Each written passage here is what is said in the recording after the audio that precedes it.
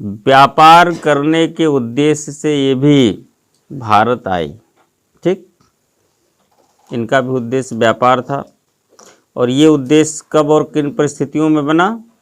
जब पहले के व्यापारियों ने इनके साथ क्या किया? जब पहले के व्यापारियों ने इनके साथ लूट करने की कोशिश की।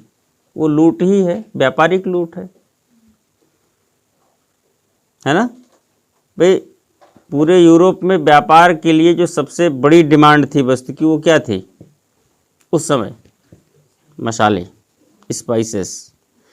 ये सूती वस्त्र तो सबसे ज़्यादा व्यापार हुआ ज़रूर है, लेकिन ये अचानक जो कन्वर्ट हुआ है, इसके पीछे जो कारण है वो कारण व्यापारिक है। व्यापारिक ये है कि इसमें सर्वाधिक लाभ दिख रहा था, लेकिन जिन ज़रूरतों के कारण आए वो ज़रूरतें तो मसाले हैं। आवश्यकता इनकी जो नीड है वो मसाले हैं, स्पाइसेस हैं। फायदा सबसे ज़्यादा सूती वस्त्र में दिखा, क्योंकि बहुत कम दाम में मिल भी जाते थे और इस पर अच्छा पैसा उधर व्यापार करने में लोग गेन कर लेते थे। ठीक है, तो इसलिए। लेकिन बाद में इसका उल्टा हो गया। सूती वस्त्र एक्चुअली प्रोडक्शन तो यहाँ का था ना, तो ये यहाँ से निर्यात है, वहाँ का आयात है। ये पूरा आयात निर्यात का जो व्यापार है, ये पूरा पूरा भारत के पक्ष में हो गया। और जब परिस्थितियां ये बनी कि भारत में एक उपनिवेश, जैसे व्यापार आके करना ही डायरेक्ट उपनिवेश नहीं है। उपनिवेश तो एक अधिकार को स्थापित करना है ना, उपनिवेश और व्यापारिक स्थिति को स्थापित कर, दोनों में अंतर है थोड़ा। ठीक है, उपनिवेश एक्चुअली एक कैप्चरनेस है,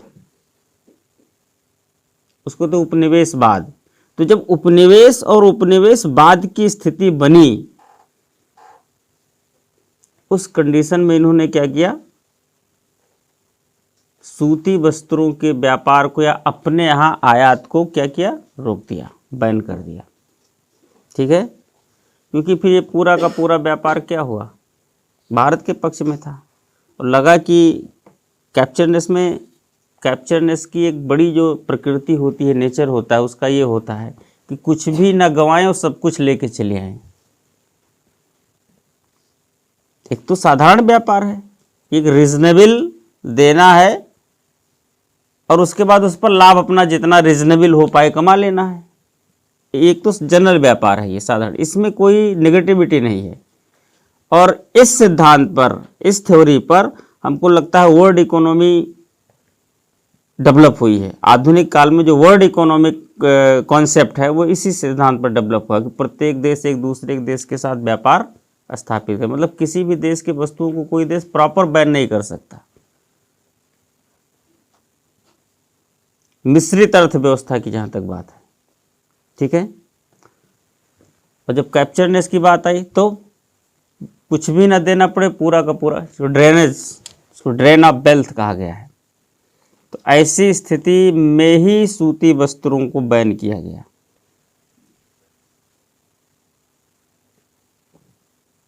पहले यहां से प्रोडक्ट जाता था, वहां से प्रोडक्ट आ रहा है। क्लियर? तो खैर ये तो इनकी क्रिया नीति हुई। ये स्थिति बनती कैसे? व्यापारिक स्थिति। पहले कल ही इस पर चर्चा हुई कि पुर्तगाल और डच दो बड़े व्यापारी थे। ये यहाँ से सामान लेके जाते थे, उसके बड़े खरीदार वहाँ के अन्य देश भी थे, क्योंकि जो भी डिमांड थी, जो भी, वो तो पूरे यूरोप की थी ना। मसालों की डिमांड तो पूरे यूरोप की थी, क्योंकि भौगोलिक दशा जो इस डिमांड के लिए फैक्टर है, कारक है, ठीक है, रिस्पॉन्सिबल है, पूरे यूरोप में है। तो वहाँ स्पाइसेस चाहिए था, तो ये जाते थे अन्य देश, इनसे ले लेते थे। इसका मिसयूज क्या हुआ? ये मनमाना दाम पर, मनमाना रेट पर देने लगे। इससे उनका व्यक्तिगत नुकसान तो हुआ, लोगों की ज़रूरतें भी उस लेवल पर पूरी नहीं हुई जिस लेवल पर पूरा करना चाहते थे इस खरीद के माध्यम से। और दूसरा, पहला तो मुद्दा ये हुआ कि कठिनाई हुई। ये कोई महंगाई बढ़ती है तो कठिनाई आती है कि नहीं आती है? महंगाई की सबसे बड़ी कठिनाई क्या है? महंगाई क्यों हानिकारक है? महंगाई क्यों एक अर्थव्यवस्था का नेगेटिव तरीका है? महंगाई नेगेटिव पॉइंट ऑफ व्यू से देखते हैं ना, क्यों?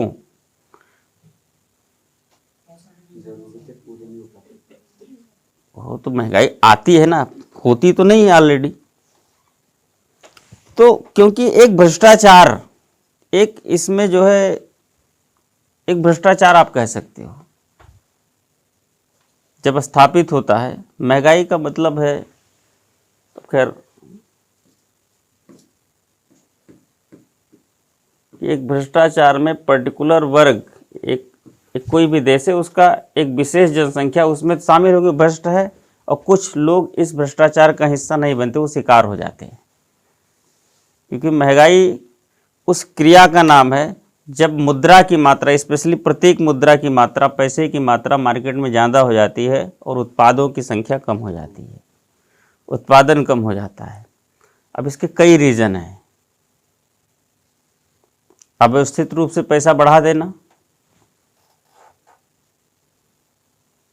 या प्रोडक्टिविटी का घट जाना, पैसे का लेवल स्थिर है, प्रोडक्टिविटी ही घट गई, और या फिर बाजार व्यवस्था में वस्तुओं को रोक लेना, डंप कर लेना, जिसको तो डंपिंग, छुपा लेना, ये क्रिएटेड होता है। ठीक है, तो फिर वो महंगाई के शिकार होने लगे। तो एक तो उनका पर्सनल रीज़न हो गया समस्या, इससे उनको प्रॉब्लम होने लगी। ठीक है, और दूसरा एक अपॉर्चुनिटी दिखी कि यार ये इतना कमा रहे हैं, इस तो इंस्पायरेशन, हम भी करें तो क्या हम नहीं कमा सकते? अगर वो तैयारी करके आईएएस बन सकता तो हम क्यों नहीं? तो हम भी बैठे हैं।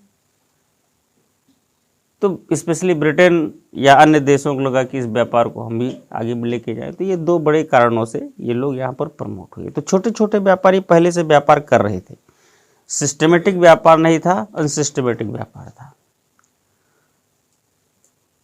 तो जब ये कारण मिल करके प्रमोट किया कि हाँ ब्रिटेन भी अपना व्यापार स्थापित करेगा पूर्व के देशों के साथ, तो सबसे पहले क्या हुआ, क्रम से 1599 लंदन में कुछ व्यापारी इकट्ठा हुए। Some traders gathered in London for establish a systematic trade to eastern countries. In 1599, some separate या individual traders gathered in London for organize a systematic trade to eastern countries. ठीक है, क्लियर? कुछ व्यापारी लंदन में पूर्वी देशों के साथ, कुछ व्यापारी लंदन में पूर्वी देशों के साथ संगठित व्यापार को स्थापित करने के लिए 1599 में 1599 में इकट्ठा हुए। That's it, clear?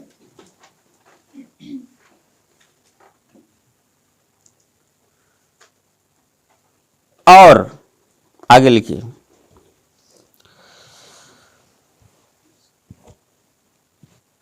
एक कंपनी बनाने पर आम सहमति बनी, एक कंपनी बनाने पर सहमति बनी, and there fixed a consent to established a international company. ठीक है, एक अंतर्राष्ट्रीय कंपनी बनाने पर सहमति बन गई।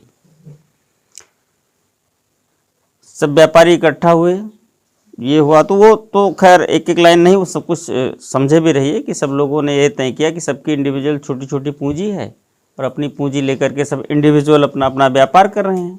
ठीक है, इसमें देश का कोई रोल नहीं है, ना देश के लिए कोई कुछ कर रहा है।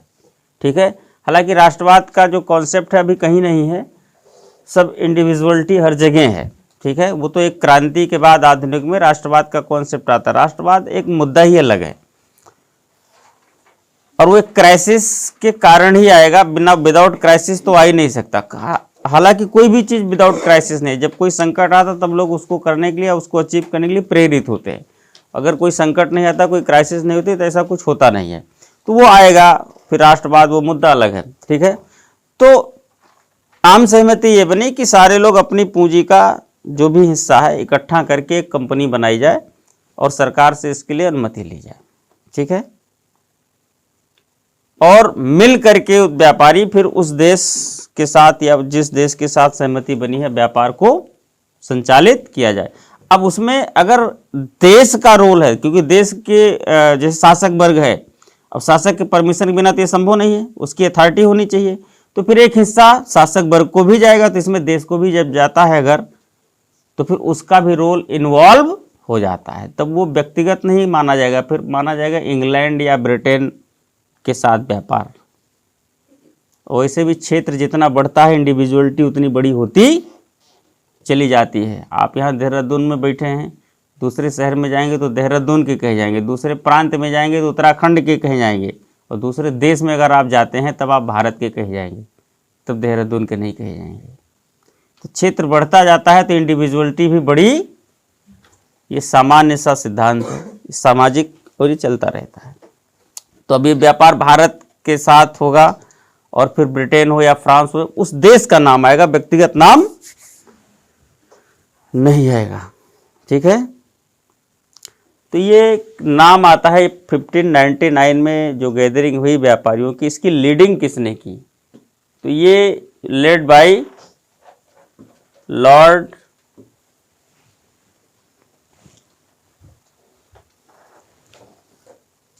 हालांकि लॉर्ड बहुत सही शब्द नहीं है, बाद में लोगों ने लगाया है, या बाद में इन्होंने, हालांकि लॉर्ड हो ही गए, शुरू में तो नहीं ही थे।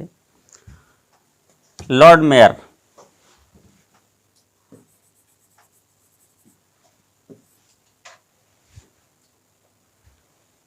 ये लॉर्ड मेयर ने इन सबको इकट्ठा किया। मतलब ये जो सिचुएशन आई हुई, जो गैदरिंग हुई और ये जो प्लान बना अंतर्राष्ट्रीय व्यापार के, इसकी देन है, इकट्ठा करके।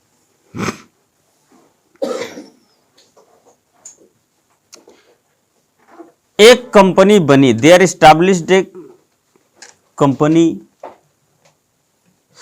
देयर एस्टैब्लिश्ड ए कंपनी, एक कंपनी बनी, बस इतना लिखिए, there established a company.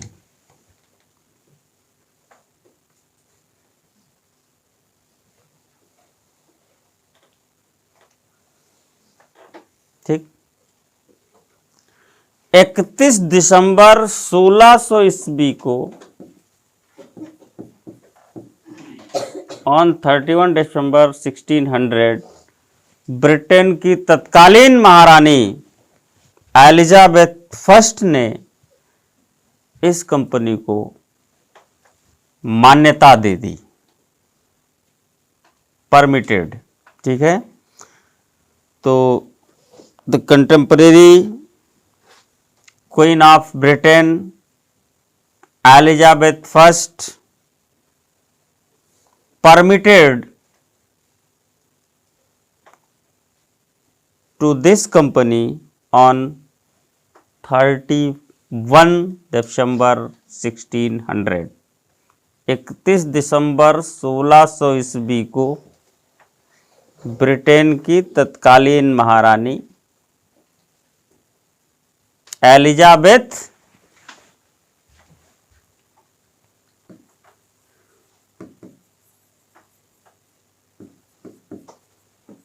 First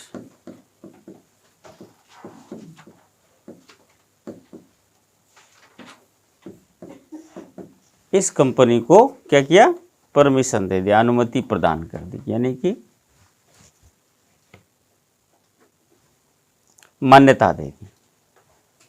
this company got permission from the Britain government. Clear? इस कंपनी का नाम है और ये पहली कंपनी बनी।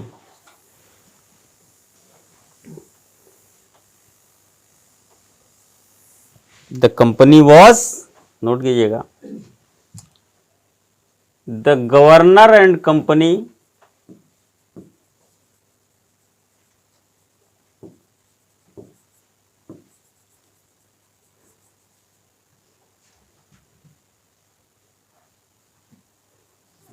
the governor and company of merchants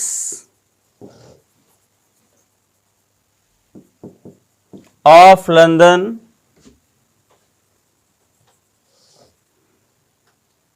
trading into the East Indies। The governor and company of merchants of London trading into the East Indies नाम से कंपनी स्थापित हुई। The company is established by the name of,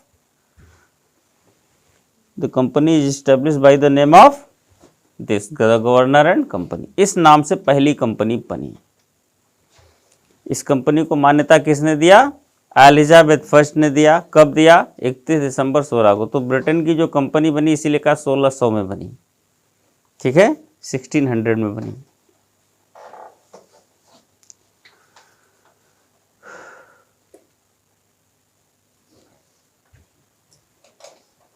अच्छा, तो कुछ व्यापारियों का समूह है मिलके बनाया। पूरा प्रक्रिया आपने देखा है कि लोगों ने मिलके बनाया, मेयर ने उसकी अध्यक्षता कर ली या मेयर के मध्यस्थता करने से ये सारी चीज़ें सामने आई।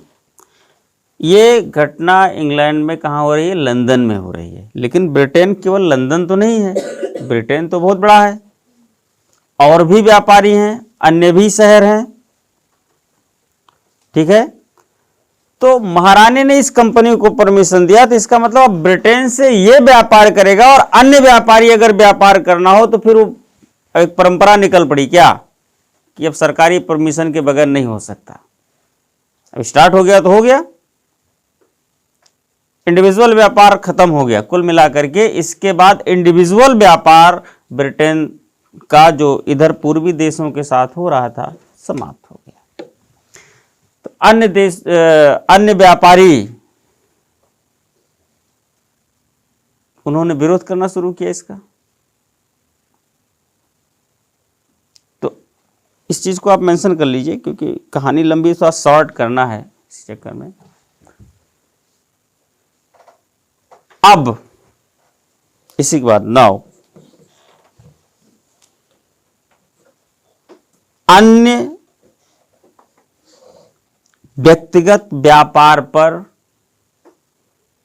ब्रिटेन में प्रतिबंध लग गया। Now the other individual trade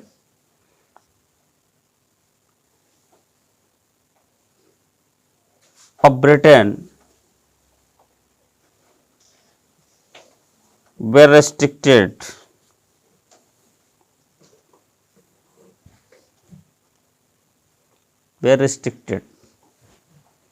प्रतिबंधित हो गए, रिस्ट्रिक्ट हो गए। ठीक है, तो अन्य छोटे छोटे व्यापारियों ने क्या किया? विरोध करना शुरू किया। यहां से ये व्यापारी विरोध कैसे करेंगे? अपने साथ अपने विरोध कैसे होता है सरकार का?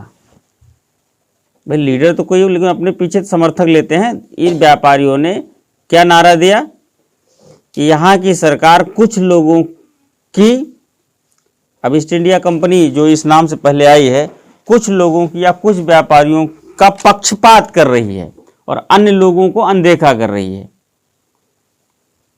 पार्शियलिटी, कुल मिला के पार्शियलिटी का आरोप लगाया। तो ये लोग सरकार पर आरोप लगाते गए कि सरकार पूरी अन्य मतलब कुछ लोगों को छोड़ करके बाकी लोगों के साथ क्या कर रही है? पार्शियलिटी कर रही है। तो कुल मिला के एक हुजूम अपने पीछे लेकर वो लेते चले गए।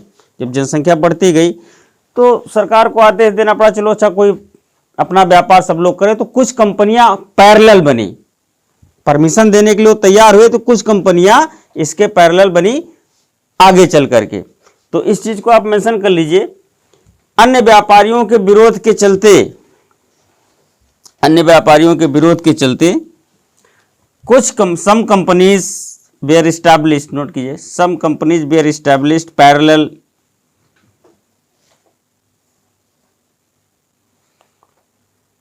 some companies were established parallel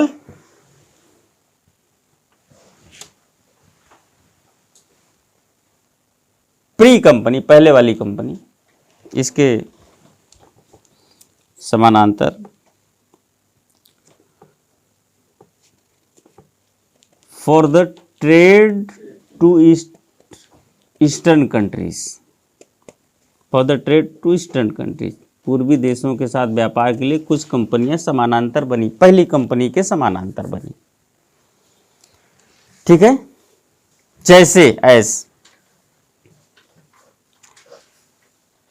new company,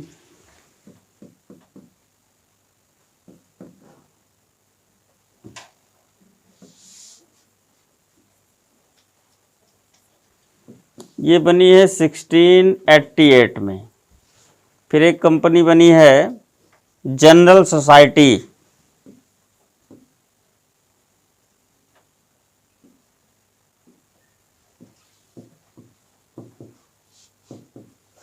ये बनी है 1698 में। एक कंपनी बनी है द इंग्लिश कंपनी, ये सरकारी कंपनी थी, राजा ने खुद बनाई थी। द इंग्लिश कंपनी, ये भी 1698 में बनी। तो some companies established parallel pre company, उसके समानांतर बनी। एक्चुअली मुद्दा समझ गए ना कि कुछ लोगों ने विरोध करना शुरू किया, आम जनता को भी अपने साथ ले लिया और यह आरोप लगाते हुए कि राजा पक्षपात कर रहा, कुछ लोगों को लेकर के आगे चल रहा है और देश की जनता की परवाह नहीं कर रहा। और आम जनता का जब विरोध हुआ तो आपने इंग्लैंड की क्रांति हुई है। इंग्लैंड की क्रांति के यही व्यापारी लोग लीडर थे। कब हुई इंग्लैंड की क्रांति, किसी को पता है?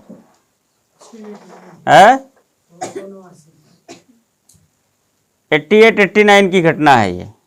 86 से, हालांकि ये 86 से ही प्रारंभ हो गई थी, 1686 से ही प्रारंभ हो गई थी, 88-89 तक ये कंप्लीट हुई है। और वहाँ पर जेम्स सेकंड का शासन था, उस तख्ता को पलट दिया गया, उस शासन सत्ता को उलट दिया गया और वहाँ पर फिर पहली बार ब्रिटेन में पार्लियामेंट्री सिस्टम लागू हुआ था।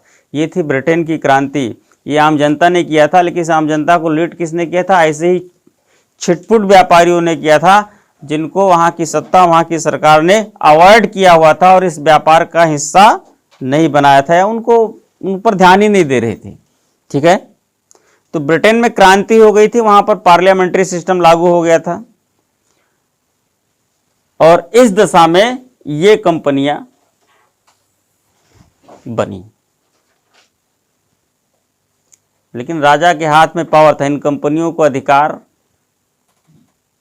व्यापार करने का वो राजा ही साइन करेगा। In the bill of rights, अधिकार पत्र जिसको कहा जाता है, बिल ऑफ राइट्स इन लोगों को कौन देगा? शासक ही देगा। पार्लियामेंट्री सिस्टम, राष्ट्रपति को अधिकार होता नहीं, कुछ मामलों पर फाइनल साइन तो राष्ट्रपति से ही चलता है। हालांकि पार्लियामेंट उसको सैंक्शन करके भेजती है, लेकिन बिना राष्ट्रपति के साइन के फिर वो विधि विधेयक एक्ट नहीं बन सकता, या तमाम ऐसी चीजें जिसमें राष्ट्रपति की साइन, वो राजा की साइन की जरूरत होती है। पहले राजा क्या होता था? स्वच्छंद होता था, करेगा करेगा, नहीं करेगा नहीं करेगा। बिल ऑफ राइट्स या जो भी उसको करना उसमें खुद संशोधन कर सकता था, सुधार कर सकता था। और अब पार्लियामेंट भेजेगी, पर्टिकुलर पारित करके साइन करो, फिर वो करेंगे। एकदम से मना भी नहीं कर सकते। कुछ मामलों में विशेषाधिकार है, कुछ मामलों में निषेधाधिकार है, बट बड़ा रिस्ट्रिक्टेड है मामला, गवर्न हो रहा है। ये सारी चीजें चूंकि ब्रिटेन से ही लगभग यहाँ पर आई हैं, क्योंकि ब्रिटेन का शासन रहा, भारत जब आज़ाद हुआ है, भारत का संविधान बना है, तो मैक्सिमम चीज़ें तो ले ली गई है ना, क्योंकि 1935 का एक अधिनियम आया था भारत शासन के लिए, और मैक्सिमम चीजें भारतीय संविधान का 2/3 पार्ट 1935 का अधिनियम है। 2/3 भाग तो 1935 का अधिनियम ही है इंडियन कॉन्स्टिट्यूशन का। बाकी चीजें इधर उधर से ली गई, कुछ चीजें स्वतः डेवलप की गई, ये सारी चीजें। ठीक है, तो ये कंपनियां पैरेलल बनी। इनको अनुमति कौन दिया? राजा ने, और अधिकार पत्र भी दिया। अधिकार पत्र मीन्स इन देशों के साथ, पूर्वी देशों के साथ व्यापार करने के लिए क्या क्या कर सकते, राइट्स कितने हैं इनके पास, व्यापार करना या फिर कॉलोनी बनाना, जमीन खरीदने का अधिकार, कहीं झगड़ा हो जाए तो युद्ध करने का अधिकार, क्या मतलब वो क्या कर सकते हैं, ये पूरा राइट्स शासक देगा। तो लिख के देता ना, वहां युद्ध की नौबत आए तो युद्ध नहीं कर सकते, ये नहीं कर सकते, ये नहीं कर सकते, यही केवल पर्टिकुलर वर्क कर सकते हैं। इसको तो bill of rights. Bill of rights का एक और भी बड़ा रोल है। बिल ऑफ राइट्स जानते हो किस दिशा में काम कर रहा है? फंडामेंटल राइट्स के डायरेक्शन में काम कर रहा है कि पहली बार इन लोगों के स्वाधिकार को परिभाषित करने के लिए और उसको स्थापित करने के लिए ये आदेश दिए जा रहे हैं, प्राधिकार दिए जा रहे हैं। तो बिल ऑफ राइट्स तो दूसरा कदम है ना। पहला कदम क्या था मूल अधिकार के क्षेत्र में? मैग्ना कार्टा 1215, राजा जॉन पहली बार अपनी जनता को कुछ विशेषाधिकार दिया जो वो अपनी स्वेच्छा से परफॉर्म कर सकते थे। Second step bill of rights, जब व्यापारियों या कुछ लोगों को वहां के शासक ने लिखित रूप से इंडिविजुअल परफॉर्म करने का अधिकार दिया, बिल ऑफ राइट्स। और उसके बाद फिर ये तो कई दिशाओं में, कई डायरेक्शंस में काम कर रहा है। सत्ता भी पलट गई, यहाँ पॉलिटिकल भी है, इकोनॉमिकल, दोनों डायरेक्शंस है। समझ में आ रहा है? समझ में आ रहा है? तो इतना समझे रहिए कि ये कंपनी बनी है जो पकड़ के चलना है। कुछ लोगों को किनारे किया गया, उनके साथ पार्शियलिटी की गई, भेदभाव किया गया, तो उन लोगों ने विरोध किया, तो शासक ने उनको भी कहा कुछ विशेषाधिकार दे करके, बिल ऑफ राइट्स, ठीक है, दे करके उनको भी व्यापार करने की अनुमति दे दी। तो ये सब कंपनियां पैरेलल, इवन राजा की, ये तो राजा की ही कंपनी, जब पार्लियामेंट्री सिस्टम लागू होता है तो राजा का वो इनकम तो खत्म हो जाता है, फिर तो बंध जाता है ना, वो पहले वाली स्थिति तो नहीं है। अभी तुरंत का तुरंत तो पार्लियामेंट्री सिस्टम लागू हुआ है, तो राजा को तो वैसे पूरी तरीके से सप्रेस किया जा रहा है, क्योंकि बहुत लूट के बैठा है, तो एकदम पूरी भड़ास निकल रही सबकी, तो कुछ मत दो इसको। तो उसके लिए फिर अपने इनकम के लिए भी वो अपनी एक व्यापारिक कंपनी बना लिया। और दूसरी बड़ी बात, इन कंपनियों को जो अधिकार पत्र वो लिख के दे रहा है, वो इनके घूस के कारण दे रहा है, रिश्वत। इन लोगों ने क्या किया कि पूंजी इकट्ठा की व्यापार करने के लिए, तो आधी पूंजी तो राजा को घूस दे दिया, रिश्वत, हमको बड़े बड़े अधिकार दे दो। तो राजा ने क्या, उसने लिख के दे दिया, जाओ वहां जमीन भी खरीद लो, आधा देश खरीद लो, लड़ाई हो तो युद्ध भी कर लो, सारे अधिकार सब कर सकते हो, लिख के दे दिया, पैसा दो। इन लोगों ने खूब घूस दे करके, रिश्वत दे दे करके बड़े बड़े अधिकार पत्र ले लिए। और ये तो राजा की कंपनी थी, इसको तो कोई गए व्यापार करने, पूर्वी देशों के साथ भारत आए। अब पहले से इतने दिनों से वो कर रही है, वो तो स्थापित है, अच्छी खासी पूंजी है, उसके पास एक्सपीरियंस भी अच्छा है।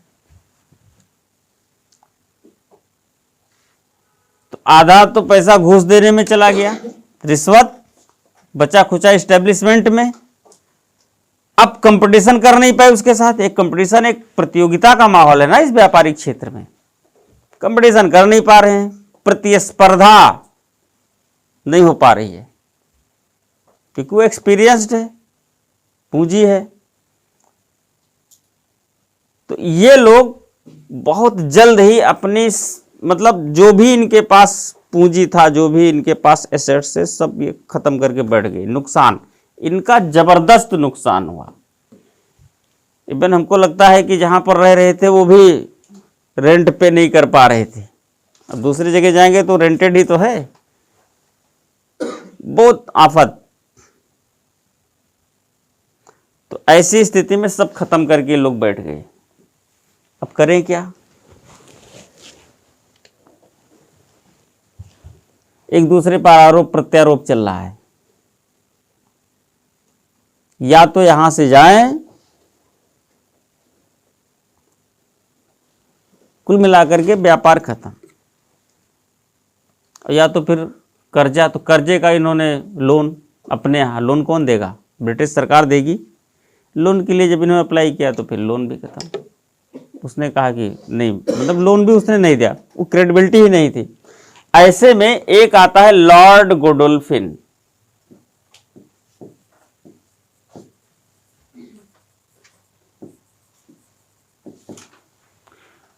एक व्यापारी सामने निकल गया, सबको बुलाया, बोले रोने धोने से कुछ होना नहीं है, एक काम कर सको तो कर सको, नहीं तो तुम जानो, तुम्हारा काम जाने फाइनली। अब इसने कहा कि तुम सारे लोग जो कुछ भी थोड़ा बहुत तो बचा है, खाना खा रहे हो यहाँ पर, जो कुछ भी इंफ्रास्ट्रक्चर से लेकर जो कुछ भी थोड़ा बहुत भी अगर जो एसेट्स आपके पास बचा है पूंजी के रूप में, उसको इकट्ठा करो और उसको ले जा करके इस कंपनी को दे दो, और कब ही सही शेयर होल्डर बन जाओ, कुछ तो आता रहेगा। कम से कम यहाँ व्यापार करने आए तो यहाँ पर टिके तो रहोगे शेयर होल्डर के रूप में ही। तो इसने सलाह दिया, इन लोगों के पास कोई उपाय नहीं था।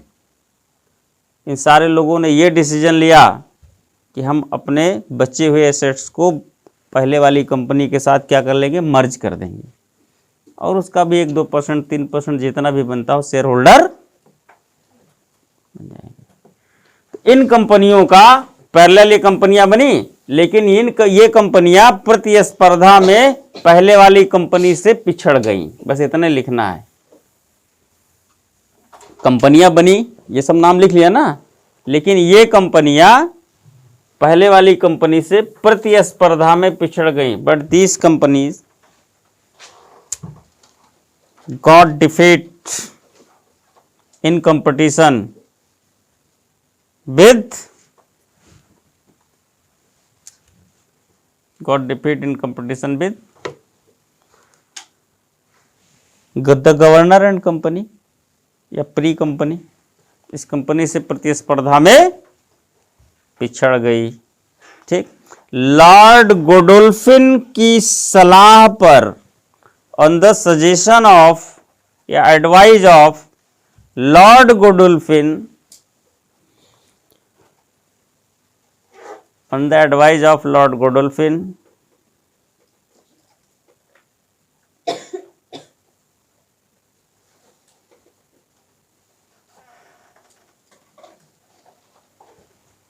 these companies decided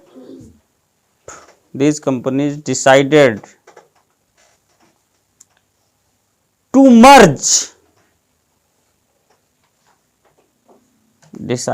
merge in the governor and company, यानी प्री कंपनी, पहले वाली कंपनी। इन 1702 1702 में जब ये प्रतिस्पर्धा में पिछड़ गई तो लॉर्ड गोडोल्फिन की सलाह पर, एडवाइस पर, इन लोगों ने 1702 ईस्वी में पहले वाली कंपनी में अपने आप को मिलाने का फैसला लिया, डिसीजन लिया। डिसाइडेड टू मर्ज इन, ठीक है, क्लियर है, इसमें बहुत कोई दिक्कत नहीं है। ठीक है, 1702 में डिसीजन लिया मर्ज करने का, और 1708 में मर्ज कर गई, एंड दे मर्ज्ड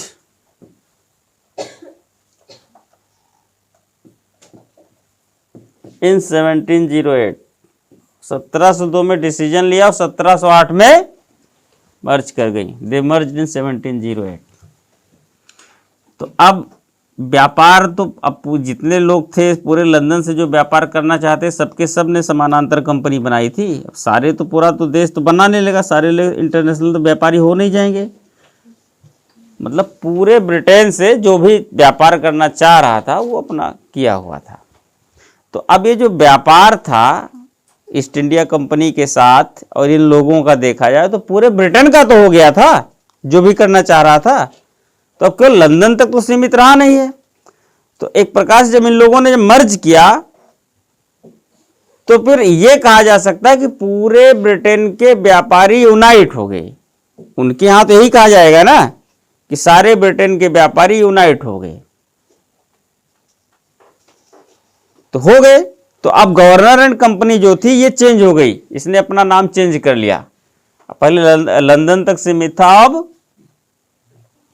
अब इसका नाम पड़ गया और and now the company renamed bye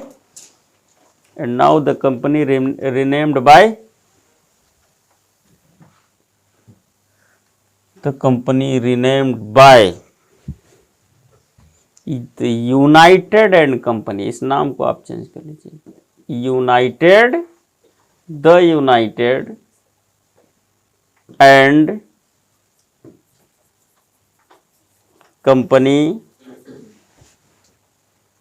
of merchants of, अब यहां लंदन हटा दीजिए और इंग्लैंड कर दीजिए, trading into the East Indies. Company का ये नाम हो गया।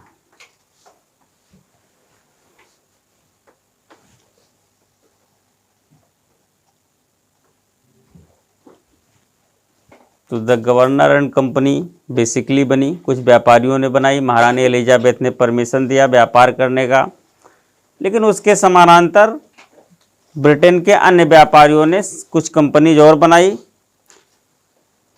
एक विरोधाभास की स्थिति उत्पन्न हुई, उस विरोधाभास के चलते ये कंपनियां बनाई गई और राजा ने इस विरोधाभास के चलते उसको परमिशन भी दिया।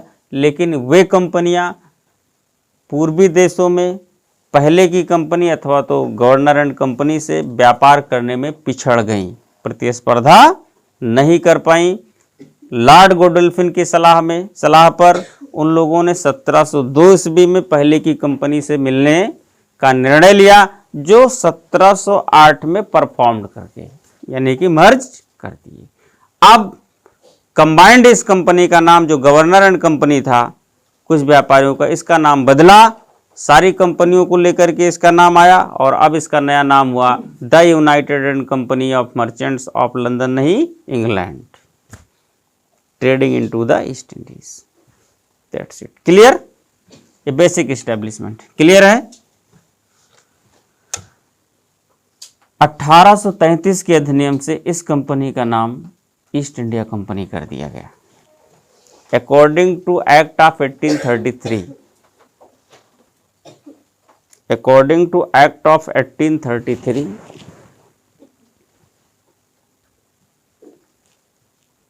the name of company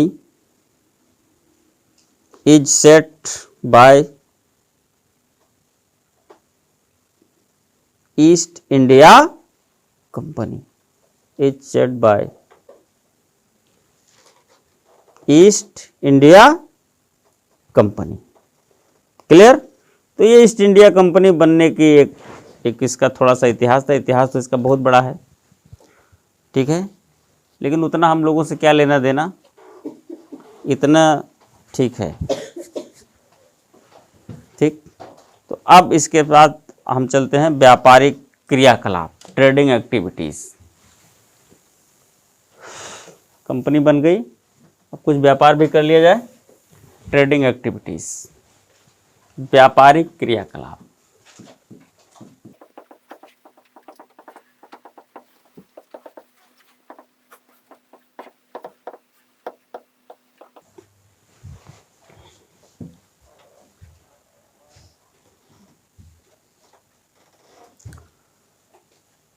सबसे पहले तो वहाँ के शासक जेम्स प्रथम थे। तो अब कंपनी व्यापार करेगी तो शासक के आदेश पत्र से ही हो सकता है। ठीक। ब्रिटेन के शासक जेम्स फर्स्ट ने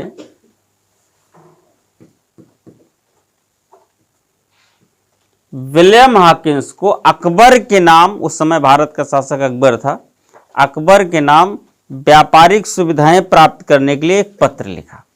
the ruler of Britain James first, the ruler of Britain James first wrote a letter in favor of Akbar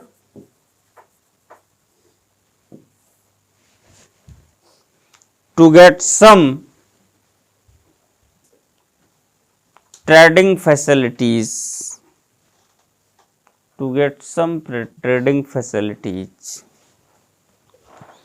from India। ठीक, भारत से कुछ व्यापारिक सुविधाएं प्राप्त करने के लिए भारत के तत्कालीन शासक अकबर के नाम एक पत्र लिखा। किसने लिखा?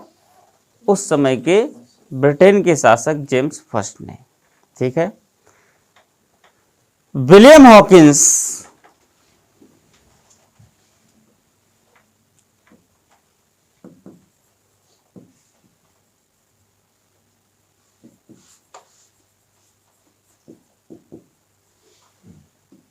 विलियम हॉकिंस 1608 ईस्वी में हेक्टर नामक जहाज से उस पत्र के साथ भारत पहुंचा। भारत में कहां पहुंचा वो? मतलब कहां उतरा हो, लैंड कहां किया,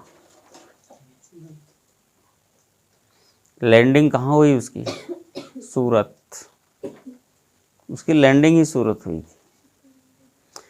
इन 1608 William Hawkins arrived to India at Surat port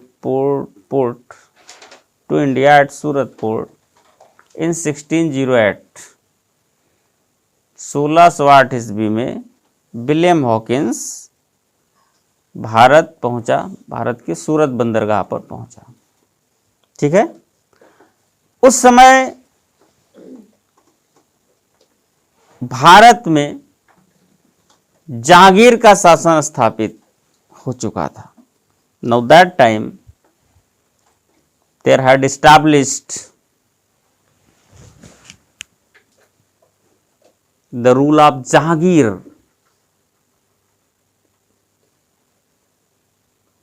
on Delhi at the place of Akbar. तो उस समय अकबर के स्थान पर जहांगीर का शासन स्थापित हो चुका था, या जहांगीर शासक था, जैसा भी लिखें।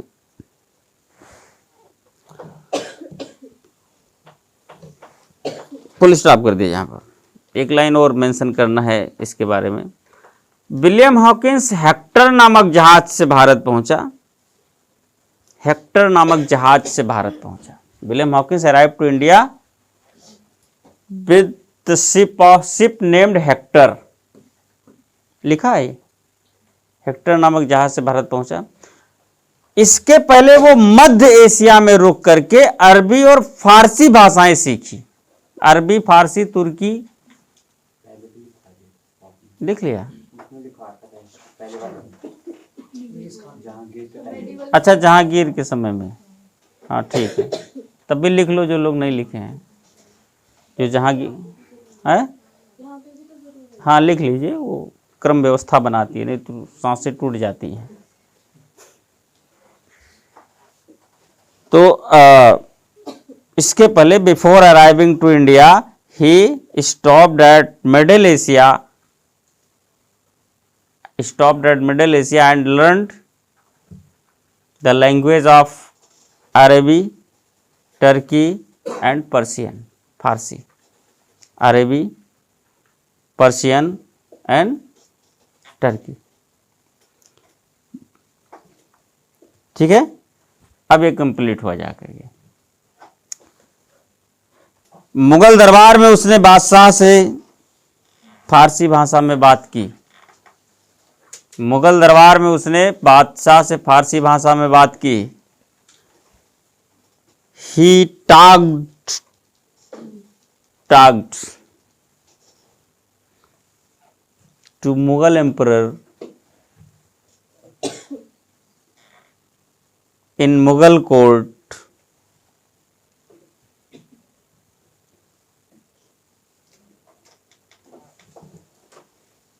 in language of या Persian language, in Persian language, फारसी भाषा में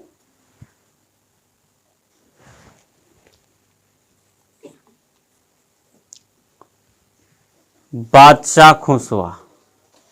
देखो प्रसन्न होना शुरू है यहीं से। तो पहला कदम मतलब ब्रिटिश के साथ एक पहला अच्छा कदम अंग्रेजों के लिए। बादशाह खुश हुआ, जहांगीर बिकम वेरी हैप्पी।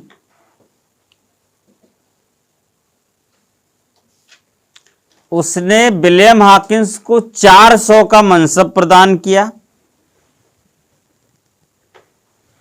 उसने विलियम हॉकिंस को 400 का मनसब प्रदान किया। He gave the mansab of 400 to William Hawkins. He gave the mansab of 400 to William Hawkins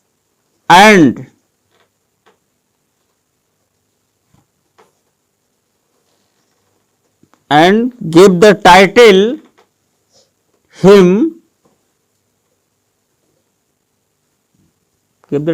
to him as English Khan, और उसे इंग्लिश खां या फिरंगी खां की उपाधि दी।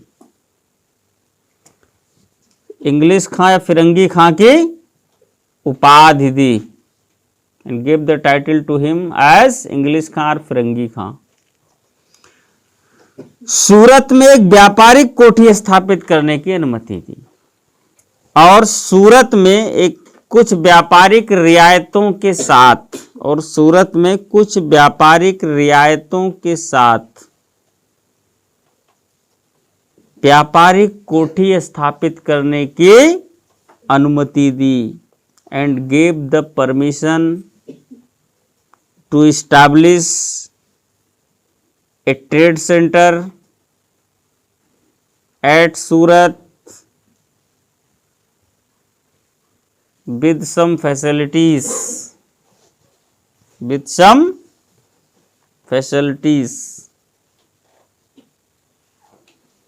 आगे लो भी with some facilities। ठीक है, तो ये यात्रा हो गई पहली, और भारत में जो इनको लाभ मिला वो यही है। ईस्ट इंडिया कंपनी को जो पहला लाभ मिला भारत में बादशाह जहांगीर से, वो यही है। ठीक है, तो कुल मिलाकर के यहाँ पर लैंडिंग हो चुकी है और ये पहला राइट्स इनको मिल गया। अब इसके बाद की स्थिति ये है, प्रोग्रेसिव फॉर्म में आइए, इसको आगे बढ़ाना है। ठीक है, तो सूरत में अनुमति मिल गई, लाइन चेंज कर दीजिए। लेकिन पुर्तगालियों के दबाव के चलते यह कोठी स्थापित नहीं हो सकी। बट ड्यू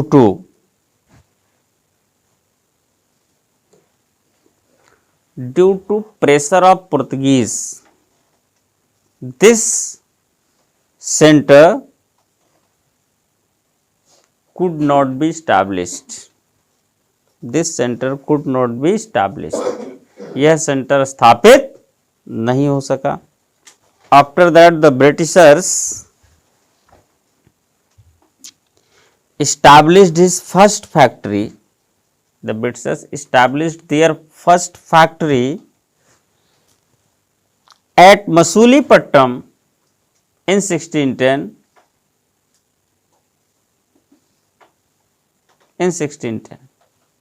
ठीक है, इसके बाद अंग्रेजों ने 1610 ईस्वी में अपनी पहली फैक्ट्री मसूलीपट्टम में स्थापित। इतना आप इससे ज्यादा कल ही लिख चुके हो, तो क्रम बनाने के लिए है।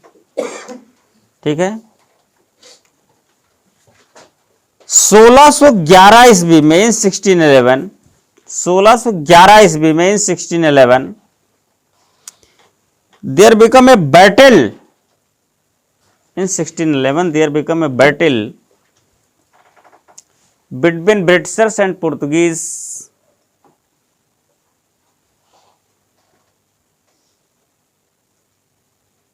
between Britishers and Portuguese by the name of Battle of Swally।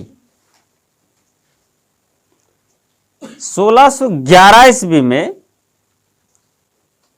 अंग्रेजों और पुर्तगालियों के बीच में स्वाली का युद्ध हुआ। स्वाली गुजरात में है, इतना आप कल भी लिखे हो। स्वाली का युद्ध हुआ and the Portuguese got defeated, और पुर्तगाली पराजित हुई।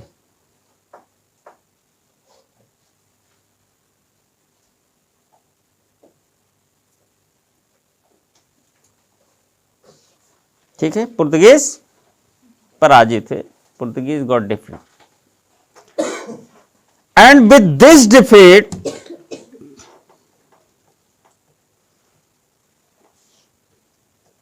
and with this defeat the all confusion about the navy power of Portuguese, the all confusions about the navy power of Portuguese had been demoralized,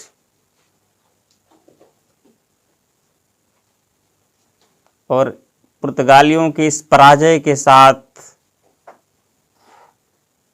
पुर्तगालियों की इस पराजय के साथ उसके नौसैनिक शक्ति के सारे भ्रम, उसके नौसैनिक शक्ति के सारे भ्रम ध्वस्त हो गए। अब इतने से समझ जाइएगा ना क्या क्या है। अब उसी को चाहे तो लिखो, 10 लाइन में लिख दो। लोग डर रहे थे, ये कर रहे थे, वो कल हम लोगों ने इस पर चर्चा करी, बस को सॉर्ट आउट कर लेना है कि क्लियरेंस बना रहे। सारे भ्रम ध्वस्त हो गए। After that in 1612, after that in 1612 the Britishers established their second factory, after that the Britishers established their second factory at सूरत। इसके बाद अंग्रेजों ने अपनी दूसरी जो फैक्ट्री है वो सूरत में स्थापित करी। कब? 12 में, 1612 में। ठीक है, 1612। क्लियर? तो ये कदम जम गए उनके। 2 फैक्ट्री हो गई, एक मसूलीपट्टनम, एक सूरत। बीच में एक संघर्ष भी आ गया, मतलब एक कंट्रोवर्सी भी आ गई पुर्तगालियों के साथ। और कुल मिलाकर के ये जो कुछ भी आपने पढ़ा, ये एक ब्रिटिश इस्टेब्लिशमेंट का फर्स्ट स्टेप है। This was the first step of British establishment in India. अब इस्टेब्लिशमेंट मैंने लिखा, व्यापारिक राजनीतिक, ये बात का विषय है। अब इस्टेब्लिश होंगे, किस रूप में होंगे आगे हम लोग देखेंगे। मुद्दा ये है कि वो तो जगह ठीक है, वो तो जहांगीर के आदेश से, जहांगीर के परमिशन से इनको फैक्ट्री लगाने की, और ये फैक्ट्री स्थापित भी की। उधर चंद्रगिरी के राजा ने मसूलीपट्टनम में दिया, तो इसमें इनका, ये इनके इस्टेब्लिशमेंट का तो कोई खास रोल नहीं है कि है भाई परमिशन लेकर के। अब जब कब कहते हैं भैया लेके जाओ, अपना हो गया, तुम्हारा टाइम पूरा हो गया, चले गए। तो इसमें इस्टेब्लिशमेंट कहाँ है? नहीं है। इस्टेब्लिशमेंट का मतलब समझ रहे हो, एक जो पहले से स्थापित है उसको पराजित करना और फिर इस्टेब्लिश करना, इसमें इस्टेब्लिशमेंट हम लोग देख रहे हैं भारत में। इस्टेब्लिशमेंट, अब वो भ्रम जो पुर्तगालियों के लिए था, वो भ्रम कन्वर्ट इधर चेंज हो गया ना, इधर चलाया, ट्रांसफर टू ब्रिटिशर्स। अब इनके लिए यार पुर्तगाली जो सबसे बड़े समुद्र की ताकत थे, उनको हरा दिया अंग्रेजों ने। इसका मतलब ये तो उनसे भी बड़े शक्तिशाली हैं। तो वो पूरा का पूरा भ्रम एक वास्तविक रूप में इधर ट्रांसफॉर्म हुआ कि नहीं हुआ? तो सारी स्थिति जो उनकी थी ऑटोमेटिकली इस पराजय के बाद इधर ट्रांसफर हो गई, ऑटोमेटिकली ट्रांसफर हो गई। अब लोग सोचेंगे स्पेशली अंग्रेजों से, ठीक है। तो ये एस्टेब्लिशमेंट का कदम था, इसलिए इसको एस्टेब्लिशमेंट के बारे में कहा जा रहा है। वो आदेश से लेकर के वो कोई एस्टेब्लिशमेंट नहीं है। ठीक, आगे सूरत की फैक्ट्री किले बंद थी। The factory of Surat was fortified.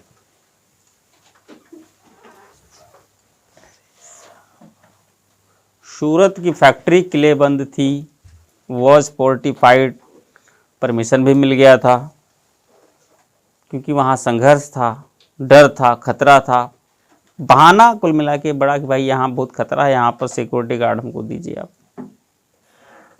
तो सिक्योरिटी गार्ड मिल गया, है ना। यह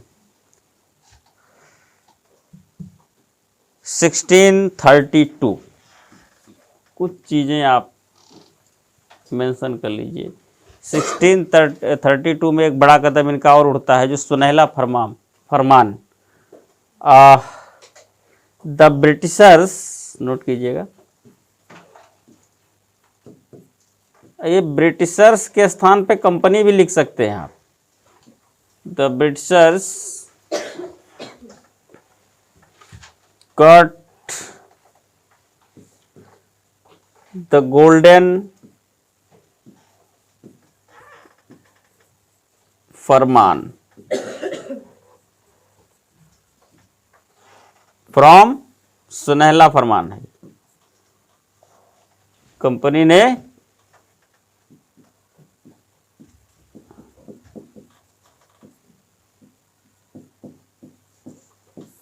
किससे प्राप्त किया? From sultan of Golconda, Golconda के सुल्तान से सुनहला फरमान प्राप्त किया। कंपनी ने गोलकुंडा के सुल्तान से सुनहला फरमान, फरमान गोल्डन फरमान, फरमान तो फरमान ही है, ठीक है। तो उसको ऐसे लिखिए फरमान, अनाउंसमेंट नहीं करना है, ठीक। क्या है सुनहला फरमान? सुनहला फरमान क्या है?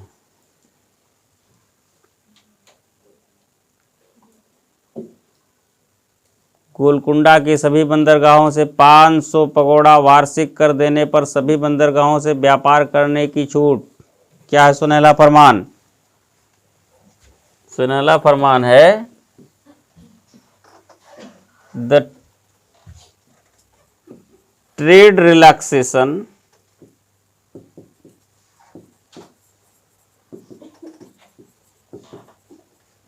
From all port of Golconda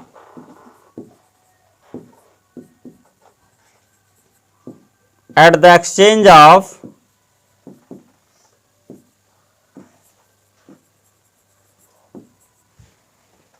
$500 pagoda, pagoda समझ गए ना, टैक्स, सोने का सिक्का जो डचों ने ढाले थे।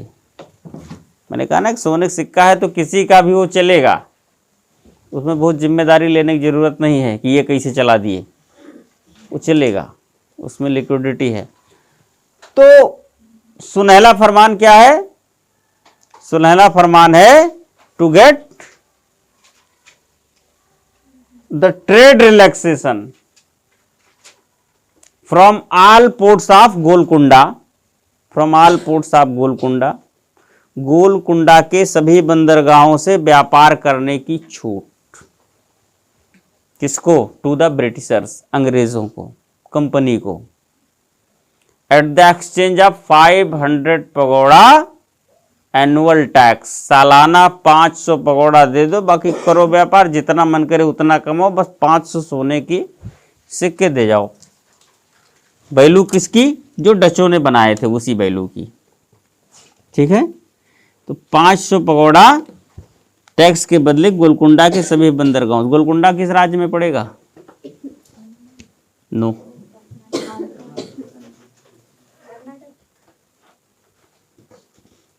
तमिलनाडु में तो एक बार पढ़ भी सकता, बस कर्नाटक में तो कभी नहीं पढ़ेगा। आंध्रा, क्योंकि तट ही ये पूर्वी है, पश्चिमी तट नहीं है। ठीक है, तो गोलकुंडा जो है, गोलकुंडा बहुत बंदरगाह है, वहाँ से बहुत व्यापार हो रहा है, तो वहाँ से छूट दे देगी। ठीक है, तो द फर्स्ट रिलैक्स, इसको सुनहला फरमान कहा गया, गोल्डन है ये। इसके बाद 1639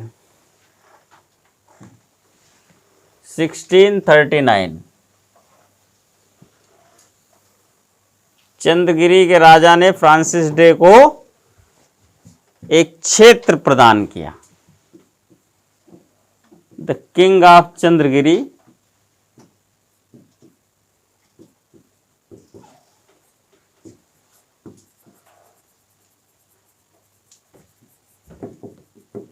gave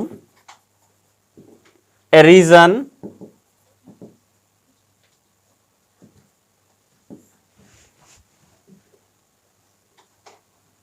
रीजन ना लिखिए, फील्ड लिख लीजिए।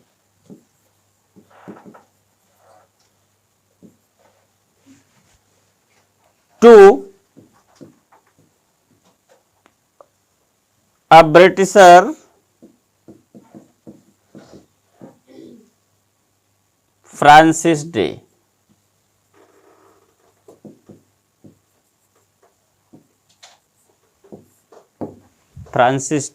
फ्रांसिस डे नामक एक अंग्रेज को एक क्षेत्र प्रदान किया। किसने किया? चंद्रगिरी के राजा ने किया।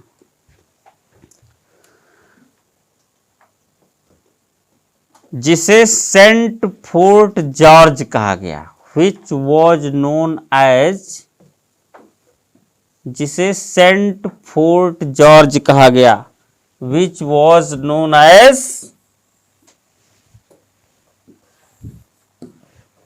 Saint fort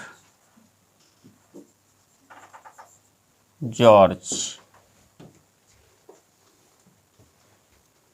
Saint Fort George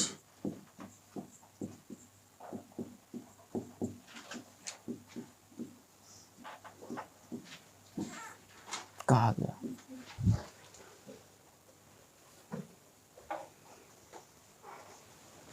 जहां भविष्य का मद्रास बना। where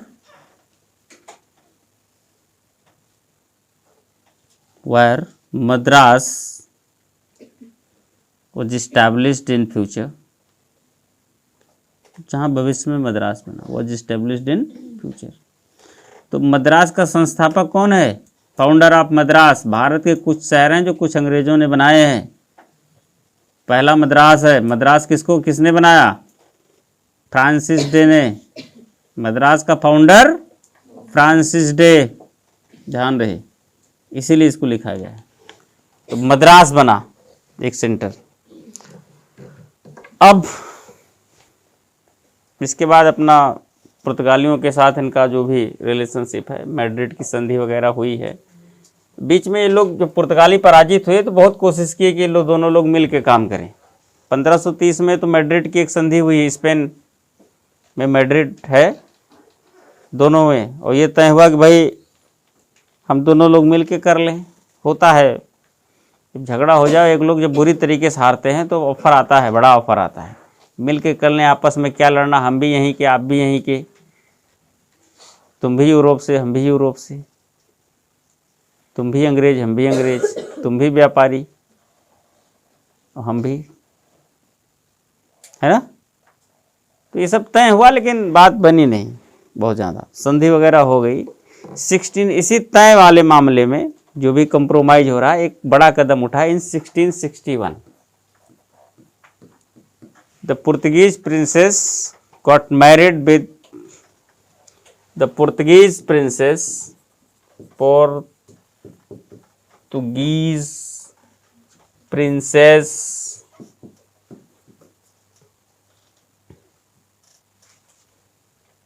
got married with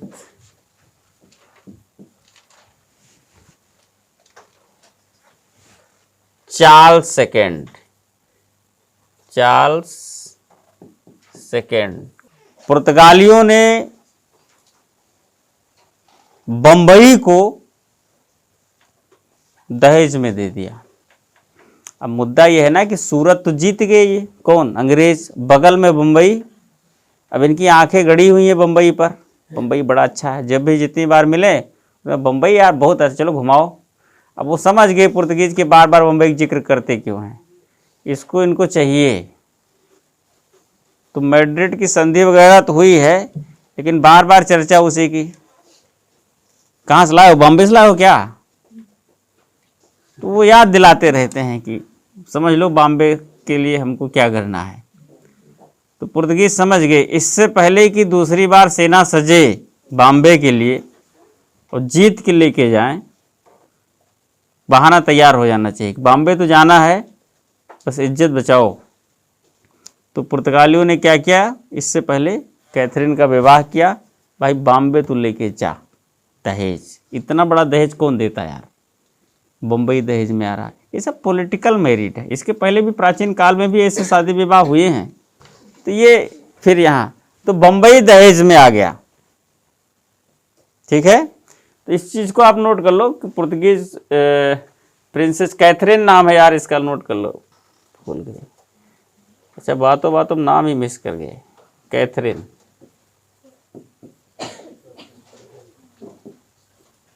Portuguese, the Princess Catherine got married with Charles II, the Prince of Britain. Portuguese donated the island of Bombay as dowry. Dowry? Dowry. The Portuguese donated the island of Bombay to British as dowry, दहेज के रूप में बंबई को दे दिया, ठीक। अब राजा क्या करेगा, बंबई रह रहा लंदन में, बंबई में क्या करेगा, बंबई उस समय तो लोग इतना महत्वपूर्ण, लंदन से ज्यादा महत्वपूर्ण तो बॉम्बे है नहीं, चलो बंबई में घर बनाते हैं, है ना। तो व्यापारिक ईस्ट इंडिया कंपनी का ये सब पॉलिटिकल जाल है,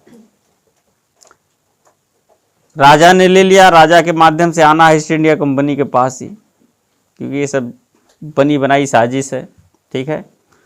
तो दहेज में बॉम्बे मिला। इसी के अगले स्टेप पे आप लिख लीजिए, इन 1668 द चार्ल्स सेकेंड, अब वो राजा हो चुका है, the king Charles second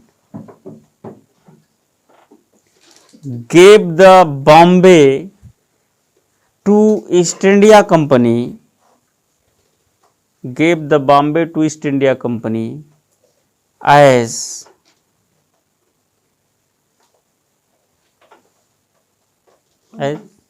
lease, lease नहीं होगा, लीज तो पट्टा होता है, किराया दिया, as rent.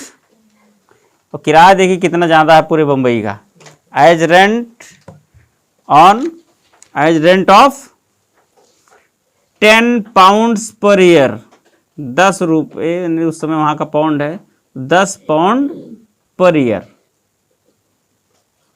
10 pound 10 pounds per year, on the rent of 10 pounds per year, मैंने 10 रुपये। अच्छा रुपये का वैल्यू देख लो, मान लो रुपये, मान लो 1 पाउंड, तो वहाँ का 10 रुपये है ना, तो 10 रुपये 1 साल का किराया है, पूरा बम्बई किराया मिल रहा है, दे दिया किसको, कंपनी को, कंपनी को किराया दे दिया 10 पाउंड वार्षिक किराए पर, ठीक है। कंपनी को अब जो करना कंपनी को करना है। अब कंपनी के पास सूरत और बंबई दोनों आ गई, ठीक है। तो कंपनी ने क्या किया, वहां पर अब अभी तक जॉर्ज ऑक्साइडर जो है सूरत का प्रेसिडेंट था, सूरत उसके हाथ में था, बंबई का प्रेसिडेंट कौन था, George ऑक्साइडर। In 1669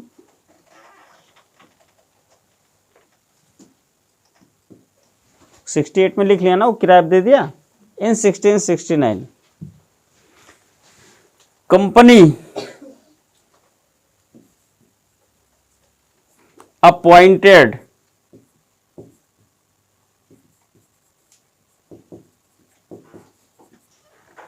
Gerald ओंगियार,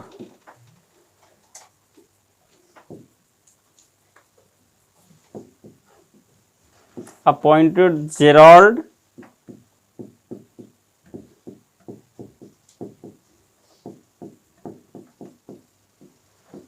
Ongiar as the president of Surat, as the president of Surat and governor of Bombay, दोनों पद एक व्यक्ति में दे दिया। इसको सूरत का प्रेसिडेंट भी बनाया और बंबई की गवर्नरशिप दे दिया at the place of George Oxenden, at the place of George Oxenden. George Oxenden के स्थान पर जेराल्ड ओंगियार को नियुक्त किया सूरत के प्रेसिडेंट के रूप में और बंबई के गवर्नर। तो बंबई तो अभी आई है, तो जॉर्ज ऑक्साइडर का बंबई से तो कोई लेना देना था नहीं। तब जॉर्ज ऑक्साइडर जब था तब केवल सूरत ही था, सूरत का प्रेसिडेंट था। बंबई आ गई तो उसको लगा होगा आप क्यों कर दिया ऐसा, उसको लगा होगा कि यार जॉर्ज ऑक्साइडर के बस की बात नहीं दोनों हैंडल करना, और दो अलग अलग व्यक्ति हम कर नहीं सकते। एक तो ये हो सकता है, दूसरा रीजन ये हो सकता है कि जेराल्ड ओंगियार में देखा जा रहा हो कंपनी के प्रति एक विशेष आतुरता उसके इंक्रीजमेंट करने का, तो कोई बहाना चाहिए, ठीक है। और बंबई और सूरत चूंकि अगल बगल के आइलैंड हैं, द्वीप हैं, शहर है, तो एक व्यक्ति एक इंटर रिलेशन लेकर के चल सकता है उनका व्यापारिक दृष्टिकोण से, तो उसमें जेराल्ड ओंगियार को उन्होंने फिट पाया होगा।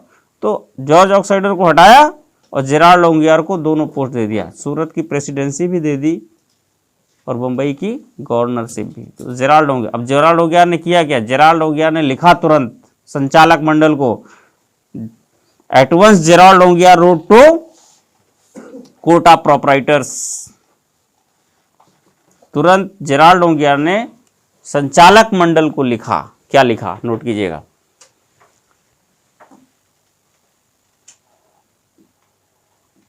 समय का तकाजा है, एक मिनट रुक जाइए, हाँ ठीक है, समय का तकाजा है कि अब आप अपने दोनों हाथों में तलवार लेकर अपने व्यापार का प्रबंध करें। It's the demand of time, it's the demand of time that you manage